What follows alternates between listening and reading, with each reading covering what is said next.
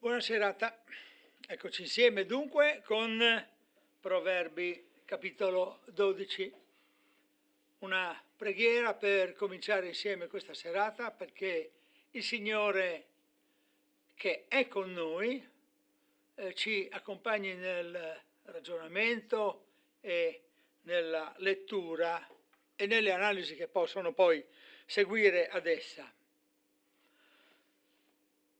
Signore buon Padre Celeste, loda a te che ci hai accompagnato in questa giornata, loda a te che ci hai accompagnato in questa settimana, Signore.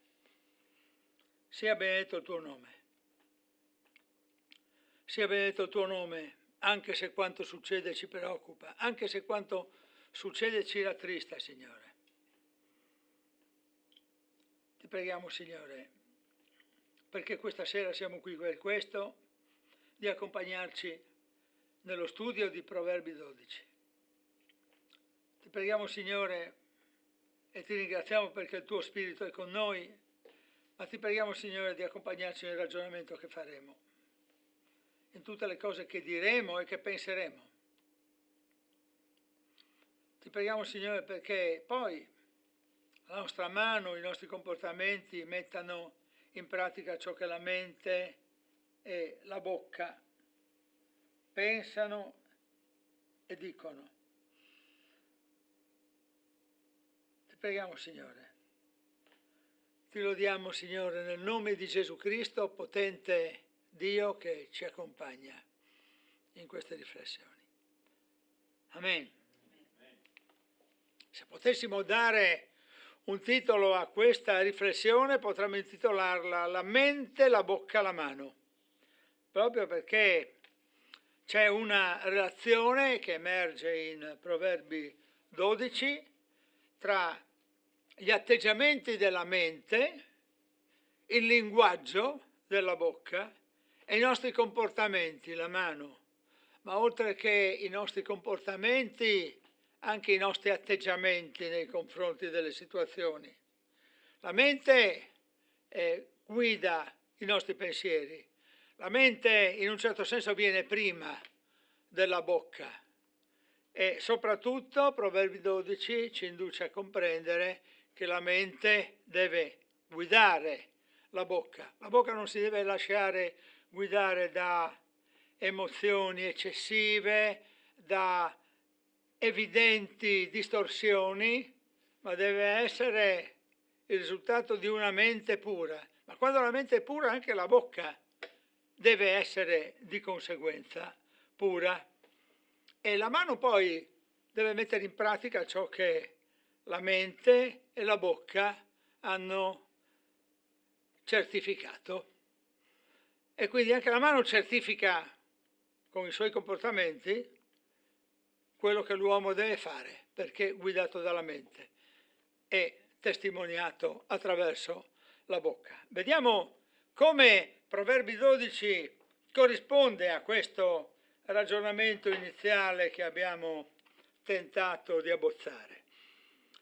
Chi ama la correzione ama la scienza, ma chi odia la riprensione è uno stupido. L'uomo buono ottiene il favore del Signore, ma il Signore condanna l'uomo pieno di malizia. L'uomo non diventa stabile con l'iniquità, ma la radice dei giusti non sarà mai smossa. La donna virtuosa è la corona del marito, ma quella che fa vergogna gli è un tarlo nelle ossa. I pensieri dei giusti sono equità, ma i disegni degli empi sono frode. Le parole degli empi insidiano la vita, ma la bocca degli uomini retti procura la liberazione. Gli empi una volta rovesciati non sono più, ma la casa dei giusti rimane in piedi. L'uomo è lodato in proporzione del suo senno, ma chi ha il cuore pervertito sarà disprezzato. È meglio essere in umile stato e avere un servo che fare il borioso e mancare di pane. Il giusto ha cura della vita del suo bestiame, ma il cuore degli empi è crudele. Chi coltiva la sua terra avrà pane a saziarsi, ma chi va dietro ai fannulloni è privo di senno. L'empio agogna la preda dei malvagi, ma la radice dei giusti porta il suo frutto. Nel peccato delle labbra sta un'insidia funesta, ma il giusto sfuggirà a tale afflizione. Per il frutto della sua bocca l'uomo è saziato di beni e a ognuno è reso secondo l'opera delle sue mani. La via dello stolto è diritta ai suoi occhi, ma chi ascolta i consigli è saggio.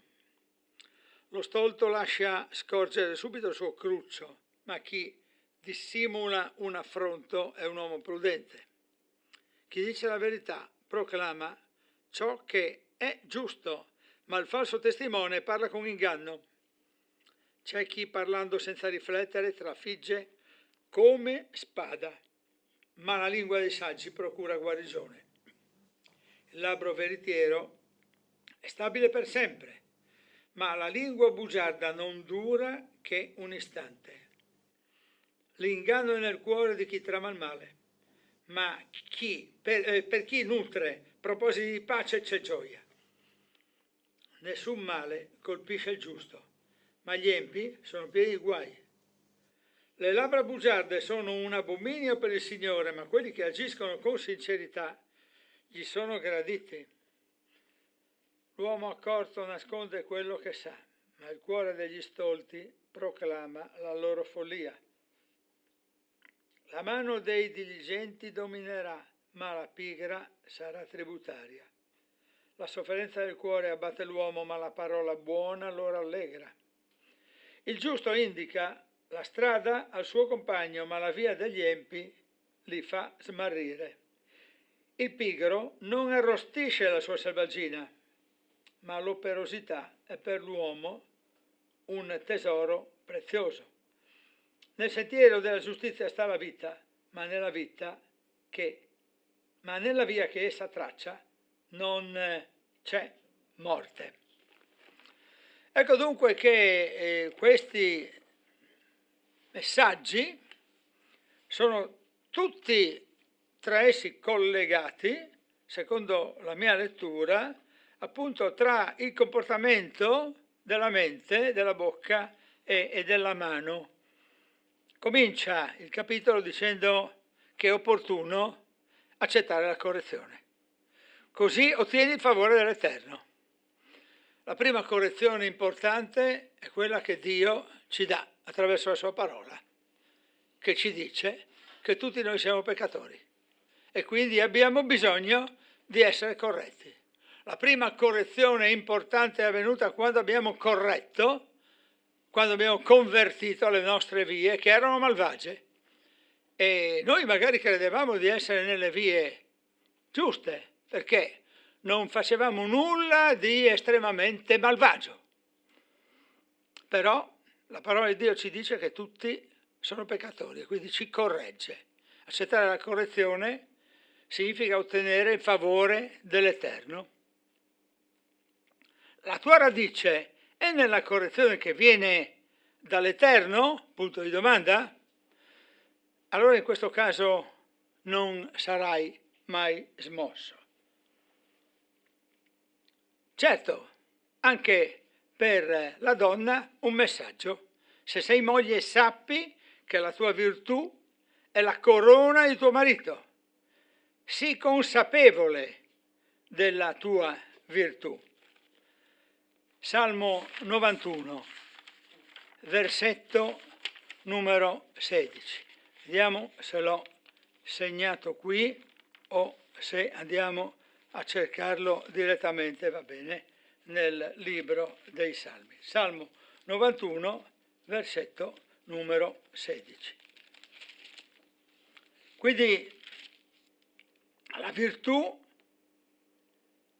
è la corona del tuo marito. Mi piace questo termine, corona, perché la corona di solito appartiene ai regali, oppure c'è un'altra corona che viene data ai vincitori, ma siccome la corona ai vincitori è più una immagine della cultura greca e latina, io credo che qui, sì che ci troviamo nella cultura ebraica, si possa parlare della corona proprio del re. E allora il versetto numero 16, che lo leggo nello schermo: lo sazierò di lunga vita e gli farò vedere la mia salvezza. C'è l'essere saziati di lunga vita, c'è la salvezza che appartiene a tutti coloro che sono corretti, a tutti coloro che entrano nella logica del piano di Dio, uomini o donne che siano.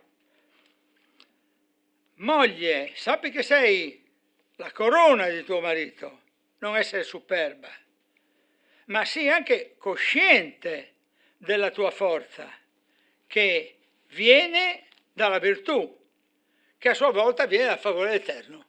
Quindi la tua virtù è una virtù che ti fa onore e che farà onore a tuo marito e che darà gloria, corona a tuo marito, ma sappi che il merito è di Dio che ti guarda con favore.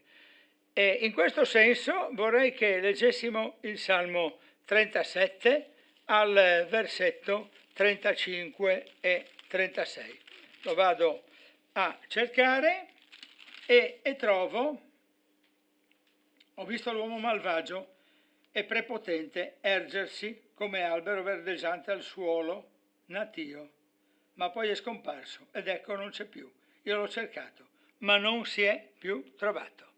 Di contro, dunque, se non accetti la correzione, se non sei corona di tuo marito, di contro tu sei una figura che, scusate, non ho capito, è colpa mia se c'è questo versetto che è fuori contesto? Bene, vado avanti con il testo che stiamo esaminando. Quindi dicevo, di contro, i malvagi che si prendono la responsabilità di ciò che fanno con i loro atti. Andiamo avanti e troviamo i tuoi pensieri siano diretti all'equità. Cosa vuol dire equità? Vuol dire equilibrio, vuol dire comportamenti adeguati, vuol dire linguaggio. Ho 3 esempi da proporre. Il primo: attenzione alle amicizie. Dobbiamo essere in un certo senso amici di tutti, ma le nostre amicizie debbono essere amicizie che sono da noi salate, dal nostro linguaggio, dai nostri esempi. I nostri amici devono sentire parlare di Gesù. Quindi equità, equilibrio nei pensieri, nei comportamenti, con adeguati linguaggi. Secondo esempio, parliamo di gestione economica. Ci sono degli investimenti, la casa per esempio per molti italiani e per molti europei, diciamo, è stata un esempio di investimento, ma le spese pazze, quelle fuori dai limiti, non sono approvate, neanche da Dio. I tuoi pensieri, i tuoi comportamenti siano diretti all'equità, all'equilibrio, comportamenti adeguati.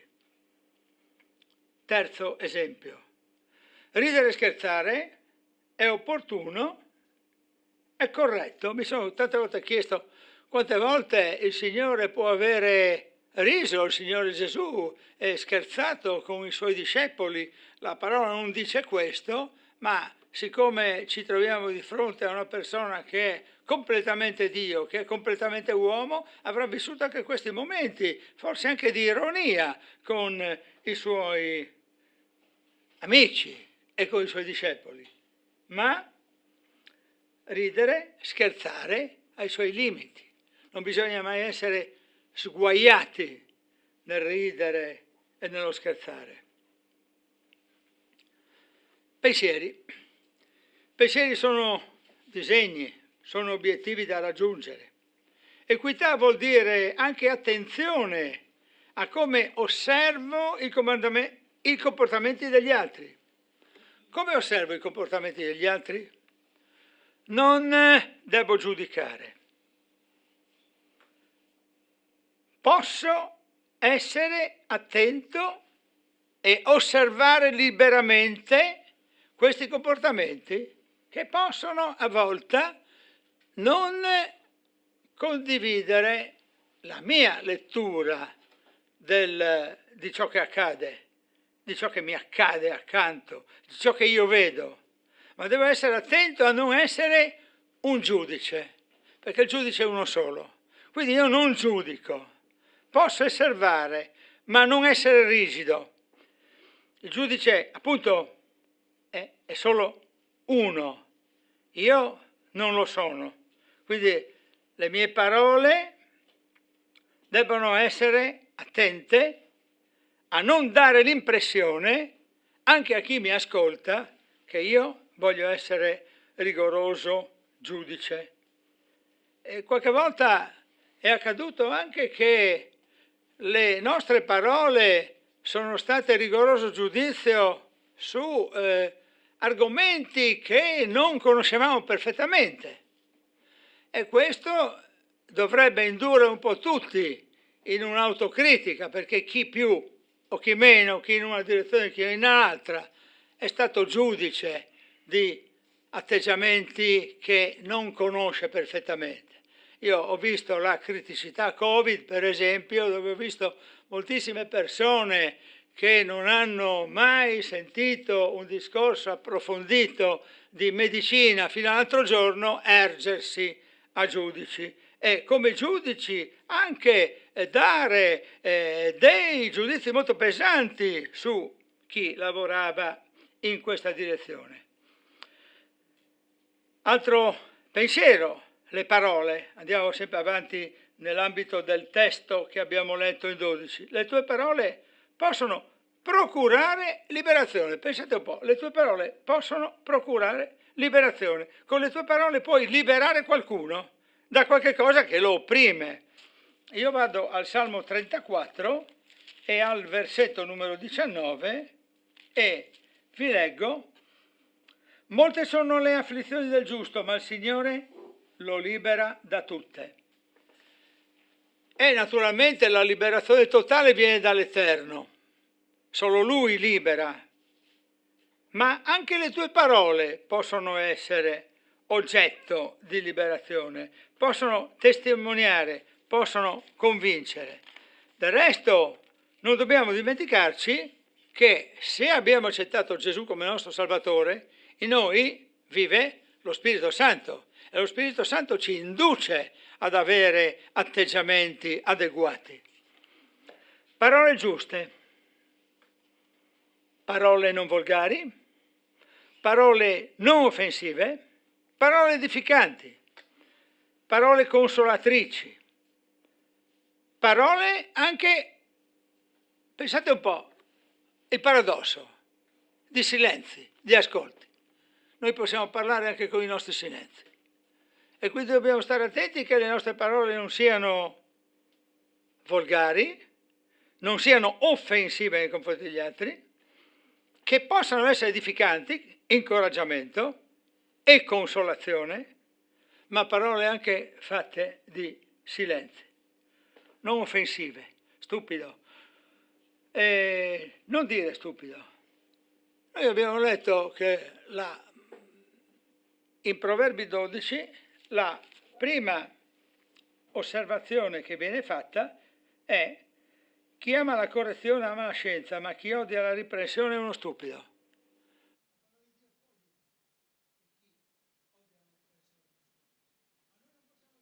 L'altro. Soprattutto in termini di sottovalutazione di chi è l'altro che sta di fronte a noi.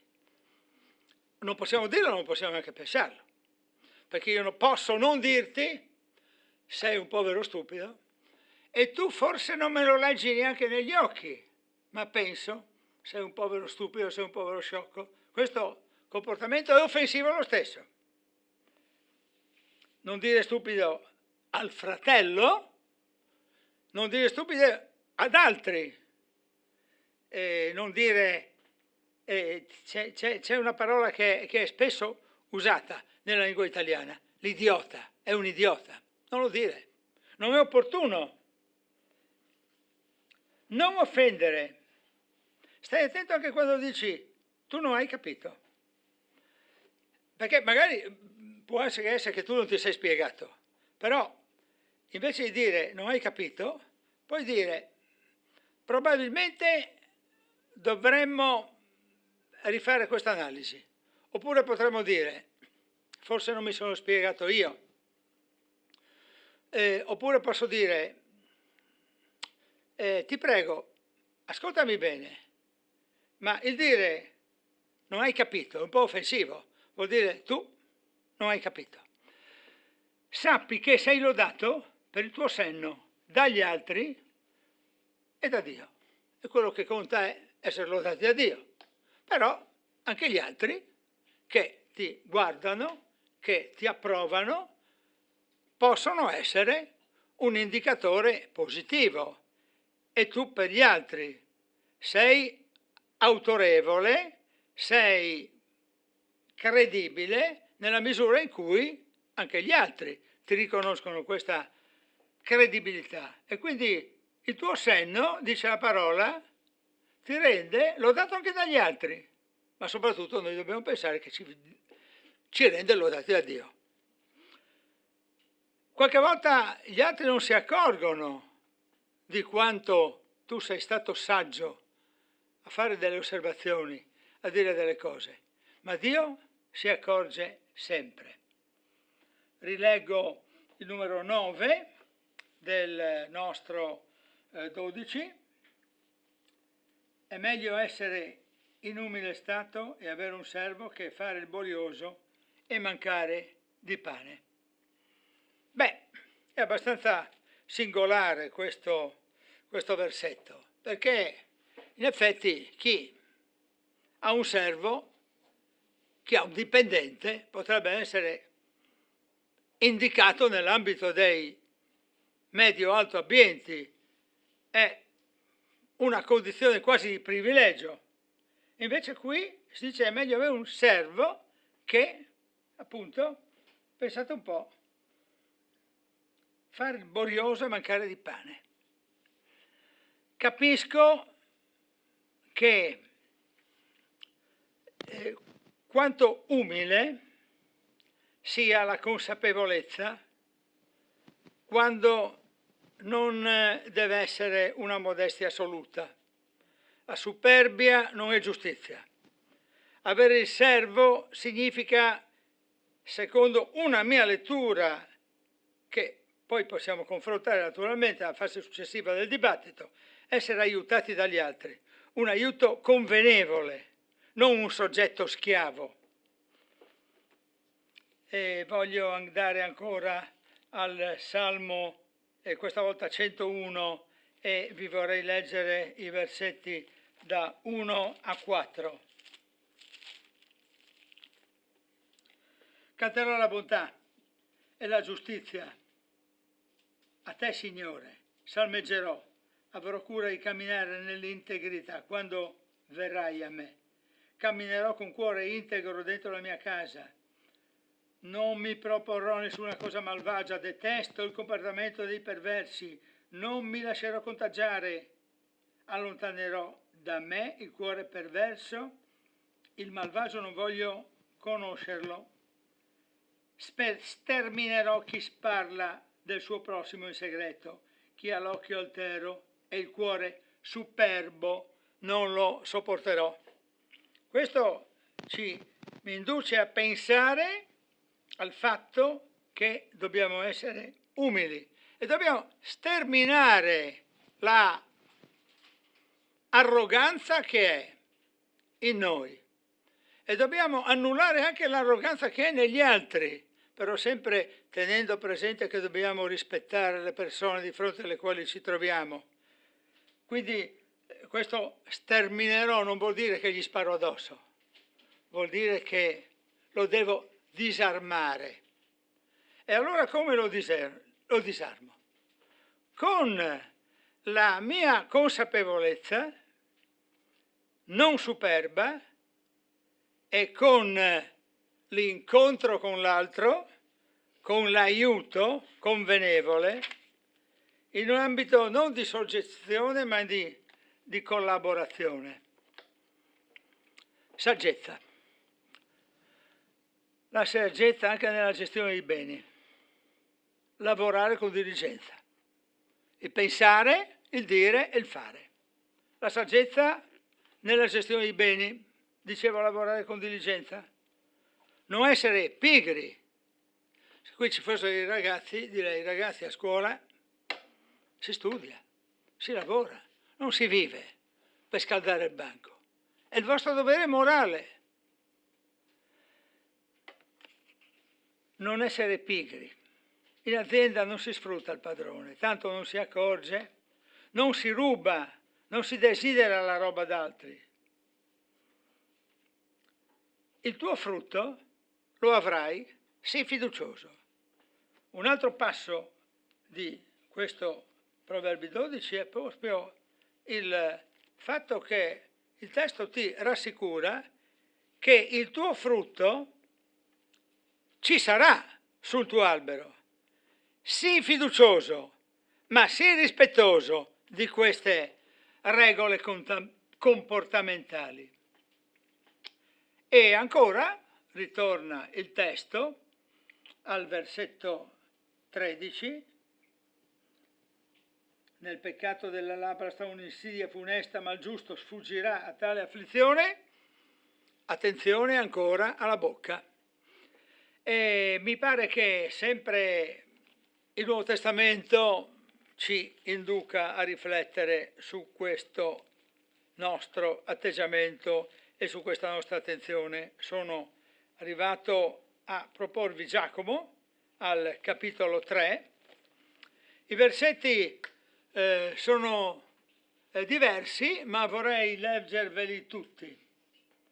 Fratelli miei, non siate in molti a fare da maestri, sapendo che ne subiremo un più severo giudizio, poiché manchiamo tutti in molte cose. Se uno non sbaglia nel parlare, è un uomo perfetto, capace di tenere a freno anche tutto il corpo. Se mettiamo il freno in bocca ai cavalli perché ci ubbidiscano, noi possiamo guidare anche tutto il loro corpo. Ecco, anche le navi, benché siano così grandi e siano spinte da venti impetuosi, sono guidate da un piccolo timone, dovunque vuole il timoniere. Così anche la lingua è un piccolo membro, eppure si vanta di grandi cose. Osservate, un piccolo fuoco può incendiare una grande foresta. Anche la lingua è un fuoco, è il mondo dell'iniquità. Posta com'è fra le nostre membra, contamina tutto il corpo, è infiammata dalla genna, dà fuoco al ciclo della vita. Ogni specie di bestie, uccelli, rettili, animali marini si può domare ed è stata domata dalla razza umana, ma la lingua nessun uomo la può domare. È un male continuo, è piena di veleno mortale. Con essa benediciamo il Signore e Padre e con essa malediciamo gli uomini che sono fatti a somiglianza di Dio. Dalla medesima bocca escono benedizioni e maledizioni, fratelli miei. Non deve essere così. Dunque, attenzione alla bocca, a ciò che la bocca dice, ad avere il linguaggio adeguato, perché sarai saziato di beni. Le mani sono operose dunque, più fatti, meno parole. Richiamo ancora ai consigli, ascolta di quali? Quelli in linea con la parola di Dio, non quelli fuorvianti. Quelli in linea con la parola possono venire da più parti, parlarti e informarti. Quindi valuta anche i consigli. Abbiamo un mondo di consiglieri, no? Lo sapete. Valuta tu alla luce della parola. Se hai fede, tu non ti vaccini. Quante volte l'abbiamo sentito dire? Dio vede. Se hai fede, segui le direttive dell'OMS in questo momento critico. Due concetti opposti. Eppure venivano tutti e due da persone che hanno affrontato il percorso della salvezza. E quindi tutti e due questi pensieri, pur essendo opposti, provenivano da persone che avevano la rigenerazione dello Spirito Santo. E quindi hanno ragione tutti e due? Valuta tu, con la tua mente, con la tua sensibilità, non essere arrogante, non credere che tutti quelli che non pensano come te sono degli sciocchi, non dirlo soprattutto, ma non pensarlo neanche nella tua testa. Valuta con equilibrio, senza disprezzare chi non la pensa come te. Ascolta i consigli, ascolta gli altri, guarda che gli altri potrebbero avere bisogno di parlare, ma se non ascolti, quale consiglio darai? Quindi attenzione anche a come ci poniamo in questo senso nei confronti degli altri. Dobbiamo essere attenti all'ascolto, perché se non ascoltiamo potremmo trovarci a dare un suggerimento sbagliato, e se non ascoltiamo dimostriamo, anche se l'altro non si accorge, che stiamo sottovalutando l'altro. Rileggiamo il versetto numero 16. Lo stolto lascia scorgere subito il suo cruccio, ma chi dissimula un affronto è uomo prudente. Nessuna vendetta. Lo sapevamo? Sì, nessuna vendetta. Ma anche non ti offendere subito. Proclama la verità di ciò che è vero, la verità del Vangelo. Parlare riflettendo prima, osservare bene la situazione e poi parlare. La saggezza nel parlare e nell'agire porta gioia. È interessante questo, non porta sicurezza, no? La parola dice porta gioia. E il Signore gradisce la tua diligenza, ti farà prosperare. Vado ancora a cercare un altro salmo, che è il 105. I versetti sono tra l'1 e il 5 e ve lo voglio leggere. Celebrate il Signore, invocate il suo nome, fate conoscere i suoi prodigi tra i popoli, cantate e salmeggiate a Lui meditate su tutte le sue meraviglie, esultate per il suo santo nome, gioisca il cuore di quanti cercano il Signore. Cercate il Signore e la sua forza, cercate sempre il suo volto, ricordatevi dei prodigi fatti da Lui, dei suoi miracoli e dei giudizi della sua bocca. Signore gradisce la tua diligenza, offre la sua diligenza, ti fa prosperare. Dite sempre parole buone ed edificanti, sii di buon esempio. E poi ancora, sii operoso. Per questa qualità in vita non c'è la morte, sta scritto. Dunque, abbiamo visto pensieri, parole e azioni, una coerenza e una continuità di comportamenti che possono essere lette anche in questo modo attraverso il testo di Romani 6, 22, la lettera ai Romani, al capitolo 6, al versetto 22, ci induce a pensare: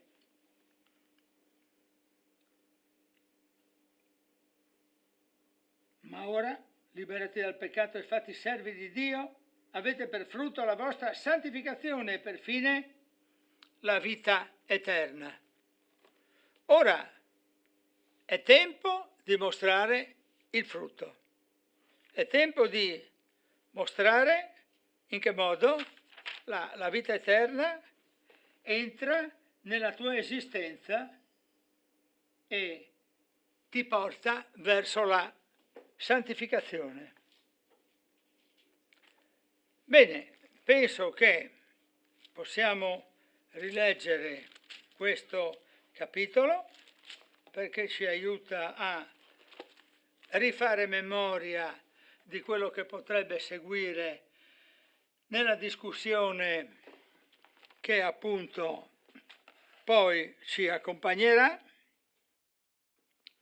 Chi ama la correzione ama la scienza, ma chi odia la riprensione è uno stupido. L'uomo buono ottiene il favore del Signore, ma il Signore condanna l'uomo pieno di malizia.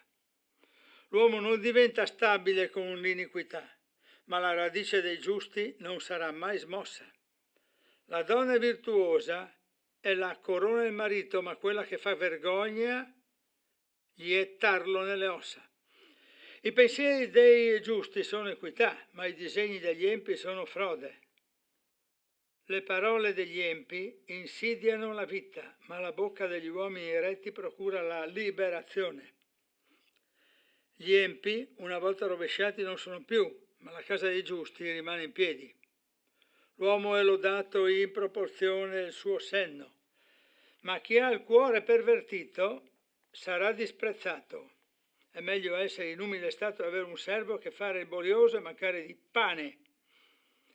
Il giusto ha cura della vita del suo bestiame, ma il cuore degli empi è crudele.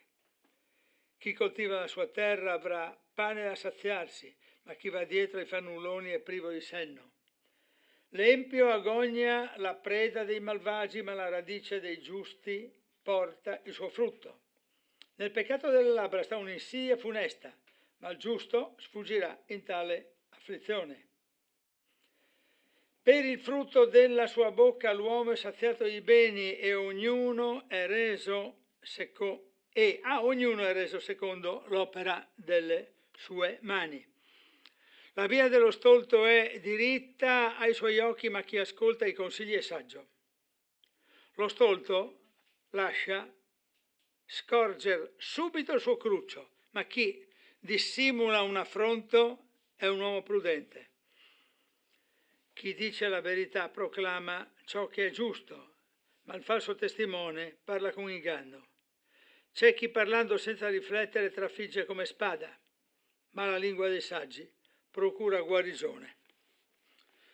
Il labbro veritiero è stabile per sempre, ma la lingua bugiarda non dura che un istante. L'inganno del cuore è nel cuore di chi trama il male, ma per chi nutre propositi di pace c'è gioia. Nessun male colpisce il giusto, ma gli empi sono pieni di guai. Le labbra bugiarda sono un abominio per il Signore, ma quelli che agiscono con sincerità gli sono graditi. L'uomo accorto nasconde quello che sa, ma il cuore degli stolti proclama la loro follia. La mano dei diligenti dominerà, ma la pigra sarà tributaria.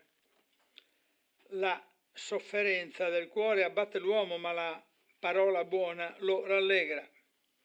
Il giusto indica la strada al suo compagno, ma la via degli empi li fa smarrire. Il pigro non arrostisce la sua selvaggina, ma l'operosità è per l'uomo un tesoro prezioso. Nel sentiero della giustizia sta la vita e nella via che essa traccia non c'è morte. Ringraziamo il Signore e preghiamo anche per la riflessione che faremo insieme. Lode a te, Signore, benedici questa notte, benedici anche la discussione che seguirà. Lode a te, Signore, perché nel sentiero della giustizia sta la vita. Lode a te, Signore, perché tu farai la tua giustizia. Lode a te, Signore, perché tu ci aiuti a pensare cose buone, a parlare in modo corretto e a operare in modo conseguenziale. Lode a te, oh Signore, perché tu sei il nostro Signore, tu sei la nostra guida. Ci accompagni, Signore, ci indichi, ci correggi. Continua a correggerci, Signore. Quando sbagliamo, correggici, Signore. Facci capire qual è il comportamento che dobbiamo avere per piacere a te. Come molte volte si dice nei nostri canti, Signore, noi vogliamo piacere a te. Se tu ci insegni, Signore, noi potremo meglio imparare come piacere a te. Ti preghiamo, Signore, anche per coloro che non sono presenti questa sera, perché tu accompagni il loro riposo, perché tu benedica le persone che oggi hanno lavorato anche forse faticosamente. Ti preghiamo, Signore, di accompagnare tutta la tua Chiesa al prossimo incontro di domenica, al prossimo incontro con la parola, con la verità, Signore. Benedici questa serata, Signore, nel nome di Gesù Cristo. Ecco, noi ci fermiamo qui e ci diciamo arrivederci.